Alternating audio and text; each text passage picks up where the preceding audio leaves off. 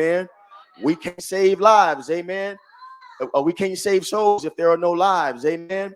And so we bring in our experts, we bring in specialists, we bring in industry leaders. We know we have a lot of nurses. We have Dr. Phillips, Sister Robin was a nurse, Sister Nelson was a nurse. Amen. We have many who work in the industry. Sister Symphony Phillips also, amen, in the medical industry. Amen. But we know we have to continue to bring awareness to these causes. Amen. And what they are doing to our community. Amen. Bible tells us people perish for a lack of what? For a lack of knowledge. Amen. And so we have access to the knowledge. We have access to the information. And so they may not give it to you in the schools. They may not give it to you on your job. And so Pastor Tally likes to bring it to you here. Amen. Because I know you're going to assemble here. We're going to unite together and surround ourselves with this type of information that you can go back home, go back to your job, go wherever you are in your community and be able to say, well, I just met a lady. I just met somebody that can help us in this time of need. Amen. And this is what it got to be about. We got to be about it. And so without further ado, I'm going to call Sister Joyce Landrum. She has a Master of Education. She is the Mental Health Coordinator for Northeast Delta Human Services Authority. She's going to talk to us about the signs of suicide in leadership. Amen. Watch this. As deacons, as mothers, as ministers, as ushers, as choir members, musicians, all of us, amen, we represent leadership of some capacity where somebody may come to you and cry on your shoulder. You'll need to know if these are cries to be heard out to save their life.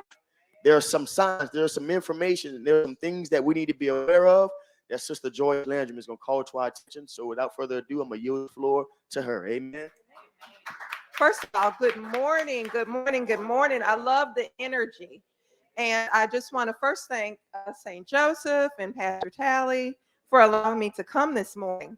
As I was driving into West Monroe with my daughter, it kind of resonated with me. I said, wait a minute, I think I know some of these folks. My maiden name, even though I've been divorced for a long time, my maiden name is Hendricks. And so I had a lot of Hendrickses in West Monroe, even though I was raised in New York. And then on my mother's side, my great uncle was Philip Caesar. My cousin was Stephanie Caesar. And so I was like, wow, this kind of feels like home. So I want to thank Pastor Tally for allowing me to come and talk this morning for a few minutes before he gets on with the message. This is a little different from what I normally do. As he stated, I'm a mental health coordinator with the state agency. Being that it's a state agency, we're not really allowed to talk about faith-based matters or spiritual matters or, those kind of things. We kind of have to just stick with the facts. But the first thing I want to do is say, even though September is National Suicide Prevention Month, we know as believers that suicide is not just a spiritual battle. It is a physical battle of the mind. It's grounded in depression and undiagnosed mental illness. So when we have leaders such as Pastor Tally to come in, and sometimes, just sometimes, communities of color, we get the information last. So I want to appreciate him for trying to get us to hear, to see, to understand that there is a crisis. So that's the first thing. And I had to take off my glasses to be able to read. I have a few notes here that just to let you know how it hits home, how big of a problem it is.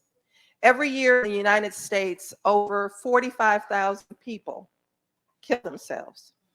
That's an average of about 130 people a day. Worldwide, 700,000 people a day.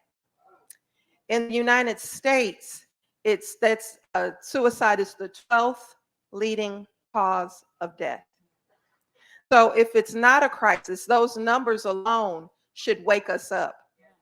And so when I go out and I do these talks and I do these reports, and you're looking at numbers on a page, looking at 12 leading cause of death, 45,000 people a year, we forget that those are souls. So not just bodies, these are souls that have been suffering, souls that are in so much pain that they can't even see wanting to live again. And so as believers, we always talk about faith and love and light and redemption and born again. All of those things are real. All of those things are real. But to be in a place where you are so low, where you don't even want to be here, that's a spiritual battle. And so, we turn it over to our deacons and our pastors and our leaders to try to get to the soul. And my daughter is my timekeeper because I get a little I get a little I get a little wordy when I'm talking about this because it is such a problem. I was trying to find some numbers on our community. Now, y'all, I have to go ahead and say, I grew up in the church. I'm a regular lay person, okay? I'm not any kind of specialist. I don't have a degree in theology. But what I do know is that sometimes, just sometimes, when I was going through things coming up, or when I was having a problem, I would have good meaning people tell me, well, just pray through it. Well, just if your faith was a little bit stronger, you wouldn't be sad. That's not always the case. Be very careful if somebody comes to you and they tell you, I'm in pain, I'm suffering, I don't see my way out. Well, it's something about your prayer life. It's something about your life. Maybe those things are possibly true. I don't know. But what I do know is if somebody comes to you for help and you send them away with the pat answer of, well, just go pray about it, have you really served that person? Okay? So we need to remember as believers, oh yeah, faith is real, but so is pain. And so I'm here today just to kind of remind us that let's not get so holy, let's not get so faith-filled that we forget when we've been in low places sometimes. So the next thing, like I said, I get a little wordy and I get a little excited, especially when I can come to churches, especially when I can talk to believers about things such as this. So the next thing that I want to share with us is that we have to remember the lesser of us. Okay? When things are going well, when we have our jobs and our relationships and things are going fine in our families and we don't suffer with problems that maybe somebody else might be suffering with, at times it's hard to remember, or it's hard to sometimes appreciate somebody that might be in a low place. So we have to kind of remember to walk the walk with that person. Prayer, absolutely. Pray, absolutely, it's real. Call out on the name of the Father, absolutely. But there are some practical things that we have to remember as well. Some of those practical things, and how am I doing on my time, Dave? Okay, good. Okay. So when we talk about those things, remember we said that it was not just a spiritual battle, because, of course, the enemy comes to kill, steal, and destroy. Destroy life, destroy hope, destroy our dreams. So tomorrow, Pastor Tally said it. How can he save souls if the physical body is gone? We can't save a soul. So as Christians, our goal is to kind of meet each other where we are. The number one thing, and I'm going to throw a little clinical stuff, I'm not a clinician, I'm just a mental health coordinator, is to remember that the leading cause of suicide in most people is undiagnosed major depression disorder. So there are some things that people have been depressed for a while. Now I'm going to ask some of y'all to remember a little further back than others, or just to kind of remember what you may have been through that God brought you through. Come on, what God may have brought you through. And it's only by the grace of God that we are here and be able to pull somebody else up and out. So there are life events such as unemployment. There is a major problem in our communities with drug and alcohol substance abuse. That's also a factor in people wanting to end their lives. Bereavement, grief, the COVID pandemic we just been through, where so many people lost lives, loved ones, isolation, all of those kind of things, and sometimes relationship problems as well. So we're sitting here, we're talking about all this heavy stuff in church on a Sunday morning. It's hard. It's hard sometimes. But there are things, if you listen to people as they talk, as they share with you, whether it's a loved one, whether it's a coworker, whether it's a peer, whether it's a neighbor, there are some warning signs that you can hear where you may be able to assist them. Some of the things are people talked about feeling trapped or being in such unbearable pain. They may not be talking about a physical pain. They may not be talking about my leg hurts, my head hurts. Now they may be, but they may be also talking about, I just don't want to be here anymore. I don't see a way out. Just bleak, grim. Things that they used to enjoy, they don't enjoy anymore. Used to sing in the choir, used to come to church, maybe used to go bowling, whatever they used to, those interests aren't there anymore. They talk about being a burden to their family. They talk about being a burden to society, withdrawing or feeling isolated or becoming isolated, behaving recklessly. Now, there's something I'm going to talk about just for 1 second that you see a trend all over the United States about all this youth, that all of a sudden there's been this uptick in youth stealing vehicles. 5 minutes, okay. Stealing vehicles, behaving recklessly. And it seems like it's been increased among our young people. So I had to ask myself, there's always been crime. There's always been a criminal justice system. So why now are youth brazenly, openly stealing cars, crashing cars, stealing from stores, going in, knowing that they're being recorded, knowing that there's cameras, knowing that they're going to be caught? What is going on with society? But better yet, what is going on with our souls? There's such a thing as suicide by proxy, where you may not go home and take pills or put a knife to your throat or a razor to your wrist, but you create a situation where somebody else will take you out. I'm going to use, for example, one student I have, reckless, like I said, stealing cars, not going to school, behaving violently, setting up himself in situations where he was almost getting forcing someone to do something to take him out. Be very careful. So I started looking at this with our youth.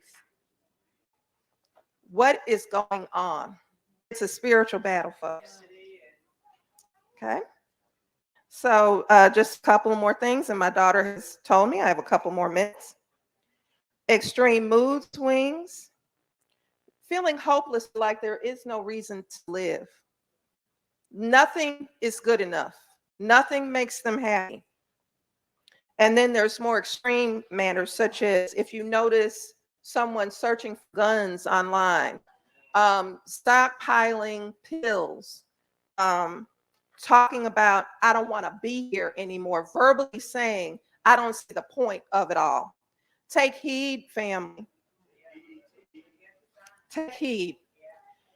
We cannot just send them off. Well, go pray about it. I'll be praying for you. That is true. I'm not discounting that. But you have to stay with that person. You can counsel, you can get them help, and pray. You don't have to do one or the other. You can be with that person, pray with them, pray for them, and get help. So what resources are available? There is a national number in the United States, 988. You know how there's 911 for emergencies? The United States, this is such a big problem and mental health efforts that the United States government has set up a crisis line where you dial 988 24 hours a day, 7 days a week in the continental US, and there will be a specialist on the phone there to help you. That's how big of a crisis is, because you know now money and resources are at a premium. 988, and it's confidential service as well. If the threat is immediate, if it's immediate, call 911 and remove any threat. Okay? So we talked about all this heavy stuff. We talked about statistics. We talked about stuff that is not what we always want to hear in church. We want to hear about redemption and light. So I wanted to leave us this morning with hope, a message of hope. Suicide is preventable. It does take a village. It takes all of us to kind of know the warning signs, to get in and help each other as a community. Another resource is Northeast Delta Human Services Authority's crisis line. And now I have to tell you, 800-256-2522. I'm going to be giving, I call him Mr. Tally at work. I'm going to give Pastor Tally some brochures, some little cards with the information with 988, so he can come and leave them at the church as a resource. And feel free to share them. But as I wrap up, I was a little long-winded. I wanted to leave you with a message of hope. There's nothing, because we are Christians, we know that there's another side of that you can get through, that you can live a fruitful and happy life, even if you do suffer from depression. So the message is that I wanted to tell you, I wanted to leave you with 3 words, 3 phrases, 3 names that we call out on. Jehovah Rapha, the Lord who heals. Jehovah Nissi, the Lord our banner. Our banner. And Jehovah Shalom, the Lord our peace.